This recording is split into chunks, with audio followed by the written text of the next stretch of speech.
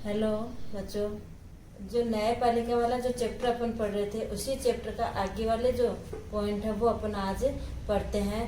कल अपन ने जो दीवानी और फौजदारी मामले जो पढ़े थे उनके से आगे आज अपन पढ़ते हैं कि क्या दीवानी मामले कौन से थे, फौजदारी मामले कौन से थे, अपील का क्या अर्थ होता है। उसके बाद में अगर आपसे ये पूछा जाए कि एक किराएदार से कोई मकान मालिक जबरन मकान खाली करवाता है तो अपन कौन वो मामले जो आते हैं वो किसके अंतर्गत आते हैं? दीवानी मामलों के अंतर्गत आते हैं। किस में आते हैं? दीवानी मामलों के अंतर्गत आते हैं। अब आगे है कि क्या कोई व्यक्ति या सभी व्यक्ति न्यायालय की शरण में जा सकते हैं? बिल्कुल सभी व्यक्ति, सिद्धांत भारत के जो सभी नागरिक होते हैं, क्या सभी व्यक्ति। अगर आगे ये है कि क्या हर व्यक्ति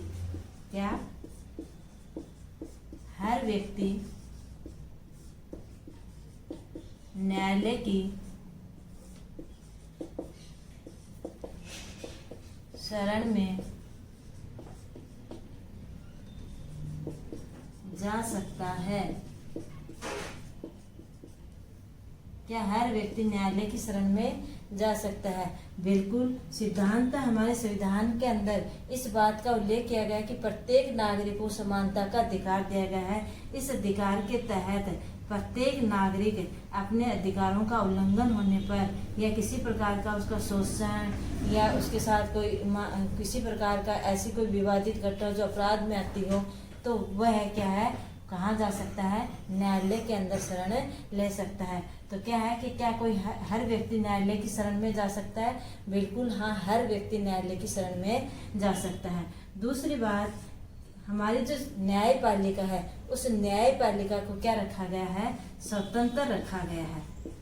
हमारी जो न्यायपालिका है वो न्यायपालिका कैसी है? स्वतंत्र। ये भी हमारे संविधान की एक विशेषता है कि हमारी न्यायपालिका कैसी है? स्वतंत्र न्यायपालिका। स्वतंत्र न्यायपालिका का क्या अर्थ होता है? स्वतंत्र न्यायपालिका का अर्थ है कि हमारे संविधान के अंदर जो अपन ने शुरुआत में पढ़ा था कि सरकार के जो दो अंग हैं, व्यवस्थापिका और कार्यपालिका, उस व्यवस्थापिका और कार्यपालिका से और न्यायपालिका को क्या रखा गया है? मुक्त रखा गया है। क्यों रखा गया है? इसका एक कारण तो ये है कि ये जो विधायिका और कार्यपालिका जो कार्य करती हैं, मान लीजिए उनमें किसी प्रकार का दोष पाया जाता है या वो संविधान के अकॉर्डिंग कार्य नहीं करती हैं तो न्यायालय उन पर रोक लगाने का कार्य करता है। उनसे दबाव मुक्त रखा गया है कि किसी प्रकार पर विधायिका और कार्यपालिका का न्यायपालिका के ऊपर किसी प्रकार का कोई नियंत्रण नहीं हो। इसीलिए इसको क्या रखा गया है? स्वतंत्र। अगर नियंत्रण होगा तो न्यायपालिका सही तरीके से व्यक्तिगत हित में फैसला नहीं ले सकती है। वो राजनीतिक दबाव में आकर के फैसला सुनाएगी, जिससे क्या नुकसान होगा? जिससे नुकसान ये होगा कि जो कमजोर वर्ग के जो लोग हैं, जो कमजोर पिछड़े वर्ग के जो लोग हैं या जो जिनको अल्पसंख्यक जो लोग हैं उन लोगों की सुनवाई नहीं होगी और उनकी होगी बहुसंख्यक लोगों की सुनवाई होगी और सभी लोगों को समान न्याय प्राप्त नहीं होगा। इसलिए क्या रखा गया है? एक स्वतंत्र न्यायपालिका का गठन किया गया है। इसके पश्चात क्या किया गया कि 1980 के अंदर और क्या जारी की गई? एक जनहित याचिका जारी की गई। इस बात को देखते हुए और 1980 के अंदर एक क्या जारी की गई? जनहित याचिका। क्या जारी की गई? जनहित याचिका जारी की गई। एक बार फिर समझ लेते हैं कि जनहित याचिका क्या है। अपने संविधान में किसका गठन किया गया है? स्वतंत्र न्यायपालिका का गठन किया गया है। अर्थात न्यायपालिका को किन किन से अलग रखा गया है? न्यायपालिका को विधायिका और कार्यपालिका से, न्यायपालिका को विधायिका और कार्यपालिका से मुक्त रखा गया है। किन किन से? विधायिका बोल दो चाहे व्यवस्थापिका बोल दो, विधायिका और कार्यपालिका। इन दोनों से इसको क्या रखा गया है, मुक्त रखा गया है, स्वतंत्र रखा गया है। क्यों? क्योंकि इनके दबाव में आकर के न्यायपालिका किसी प्रकार का कोई निर्णय नहीं ले, इसीलिए क्या रखा गया है, अलग रखी गई है। और दूसरी बात कि समाज के हर वर्ग के लोग को, चाहे वो बहुसंख्यक हो चाहे वो अल्पसंख्यक हो, सभी वर्ग के लोगों को और क्या प्राप्त हो, सभी लोगों के वर्ग के लोगों को और न्याय प्राप्त हो, न्याय की व्यवस्था मिले। इसलिए इसको क्या है, ये एक इस दृष्टि को देखते हुए और 1980 से पहले बहुत से लोगों के द्वारा बार बार इस चीज की मांग होती रही। आंदोलन सामाजिक वर्ग के, सामाजिक जो सुधारकर्ता जो लोग थे उनके द्वारा या अल्पसंख्यक लोगों के द्वारा, इनको देखते हुए 1980 के अंदर न्याय को और अधिक क्या, न्याय को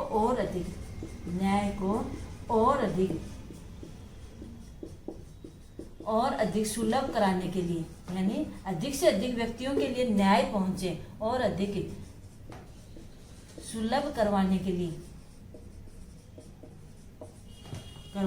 लिए क्या किसकी व्यवस्था कर दी गई, एक जनहित याचिका की व्यवस्था कर दी गई। जनहित याचिका सर्वोच्च न्यायालय में, अब अपन पढ़ते हैं कि ये जो जनहित याचिका है, व्यक्ति को न्यायालय में शरण लेने के लिए और क्या दायर की गई एक व्यवस्था सर्वोच्च न्यायालय के द्वारा लागू की गई, उसको क्या कहा गया, जनहित याचिका। क्या कहा गया, जनहित याचिका। जनहित याचिका है क्या जी, जनहित याचिका 1980 के अंदर, 1980 में सर्वोच्च न्यायालय ने, किसने, सर्वोच्च न्यायालय ने एक व्यवस्था लागू की। सर्वोच्च न्यायालय ने एक व्यवस्था लागू की कि प्रत्येक व्यक्ति को, चाहे वो कोई संस्था हो या अल्पसंख्यक वर्ग हो, प्रत्येक व्यक्ति को और अधिक से अधिक न्याय, अधिक से अधिक, ऐसे बोल दो कि प्रत्येक व्यक्ति को न्याय सुलभ कराने के लिए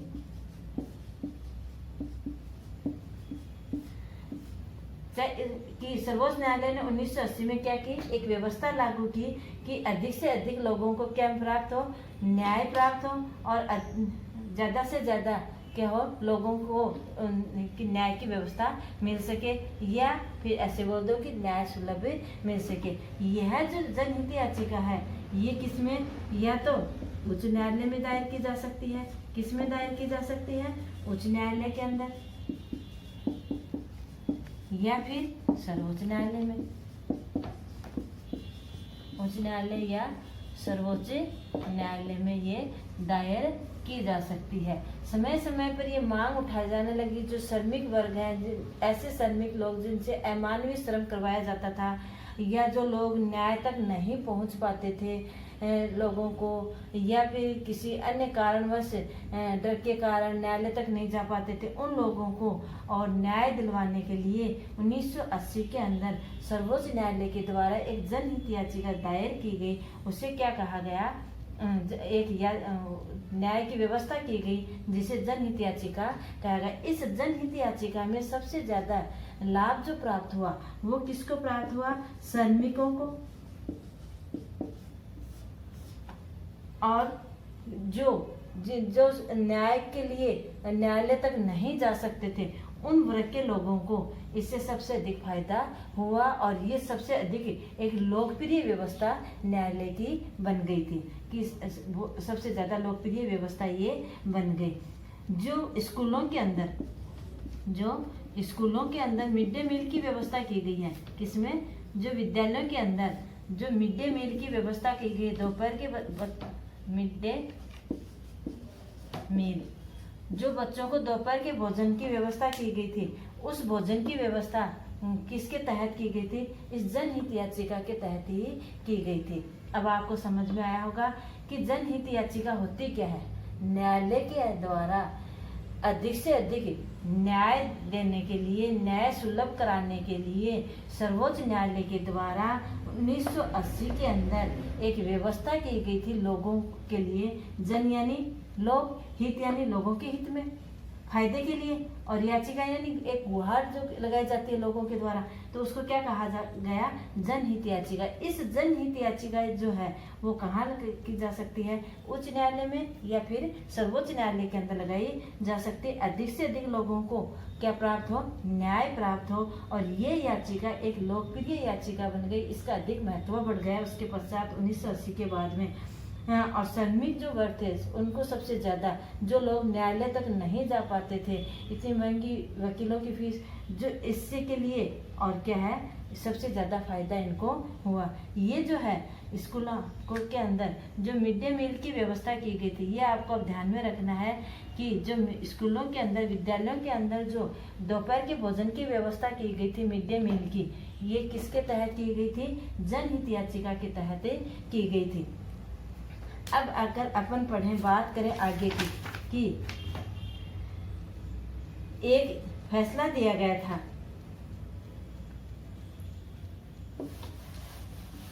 अपन ने पिछले वाले वीडियो के अंदर पढ़ा था, पिछले वाले वीडियो के अंदर पढ़ा गया था कि अनुच्छेद 21 के अंदर, अनुच्छेद 21 में किसका अधिकार दिया गया है, जीवन का अधिकार, यानी जीने का अधिकार, जीवन का अधिकार।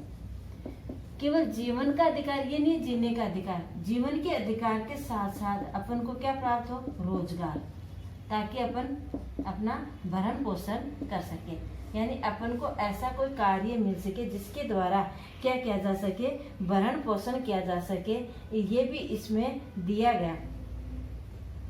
अब एक फैसला ये दिया गया, कब दिया गया, ओल्गा टेलिस कोर्ट के द्वारा एक फैसला दिया गया, ओल्गा टेलिस कोर्ट के द्वारा एक फैसला दिया गया, ओल्गा टेलिस। ये ओल्गा टेलिस के फैसले के अंदर क्या दिया गया कि प्रत्येक व्यक्ति को आजीविका का अधिकार भी दिया गया, कि अनुच्छेद जो 21 में जीवन का अधिकार था, इस अधिकार के तहत साथ साथ में क्या प्राप्त हो, आजीविका, आजीविका यानी कोई रोजगार प्राप्त हो, तभी तो वो जीवन को चला पाएगा, नहीं क्या, तो वो क्या दिया गया, आजीविका का अधिकार भी दिया गया। अर्थात इस ओल्गा टेलिस फैसले के साथ जो अनुच्छेद 21 में जीवन के अधिकार था, उसको इसको भी जोड़ दिया गया साथ में। इसका अर्थ यह है कि जो न्यायालय के द्वारा जो फैसला दिया गया था, उस फैसले के अंदर इसने जनहित याचिका लगाई ओल्गा टेलिस ने, और उस ओल्गा टेलिस ने जो याचिका लगाई उसमें कोर्ट ने जो फैसला दिया, उसमें इस जीवन के अधिकार के साथ साथ और क्या बता दिया कि व्यक्ति को किसका अधिकार प्राप्त हो, आजीविका का अधिकार भी प्राप्त हो। ये है, क्योंकि जितना महत्वपूर्ण जीवन का अधिकार होता है, उतना ही महत्वपूर्ण क्या होता है, आजीविका का। जब अपने पास रोजगार ही नहीं होगा तो अपन अपने जीवन को आगे कैसे बढ़ा पाएंगे, दूसरे के ऊपर डिपेंड तो नहीं रह सकते हर समय। तो इसलिए अपन को क्या है, कोई न कोई रोजगार एक व्यक्ति के अपने परिवार का भरण पोषण पालन करने के लिए और परिवार का संचालन करने के लिए आजीविका का होना भी बहुत जरूरी होता है। इसलिए इस फैसले के तहत अनुच्छेद 21 में जीवन के अधिकार के साथ साथ किसको जोड़ दिया गया, आजीविका के अधिकार को भी जोड़ दिया गया 1985 के अंदर। ये कब, 1985 के अंदर मुंबई में, 1985 के अंदर मुंबई टेलिस बनाम, इसके नाम के तहत बनाम नगर निगम में ये दायरा क्या किया गया था, दिया गया था। यानी कोई उनको रोजगार नहीं दिया गया नगर निगम में तहत, तो इसके लिए इसका क्या है कि योग्य होते हुए भी दिया गया जो फैसला था वो क्या था कि जो झुग्गी झोपड़ियों में चलाने के लिए झुग्गी जो वासी थे उनको भी आजीविका का के तहत बचाने का प्रयास किया गया था। यानी जो मुंबई के अंदर जो झुग्गी झोपड़ी में रहने वाले जो लोग हैं उनको भी बचाने के लिए, उनको भी कोई रोजगार देने के लिए, उनको भी अपनी आजीविका के लिए ये अधिकार दिया गया था। अर्थात न्याय तक आम लोगों को क्या है, इसका अर्थ है कि न्याय तक आम लोगों तक न्याय को आम लोगों तक पहुंचाने का, प्रभावित करने का ये क्या था, मुकदमा था। और ये जो मुकदमे है आम लोगों तक पहुंचाने का ये एक फैसला था। इस प्रकार से लोकतांत्रिक भारत के अंदर इस प्रकार से लोकतांत्रिक भारत के अंदर इस प्रकार से लोकतांत्रिक भारत में न्यायपालिका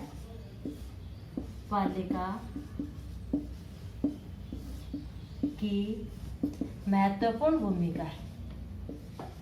इस प्रकार से लोकतांत्रिक भारत के अंदर न्यायपालिका की महत्वपूर्ण भूमिका है और इसने न्यायपालिका और व्यवस्थापिका की शक्तियों पर क्या लगाए रखा है, अंकुश लगाया है।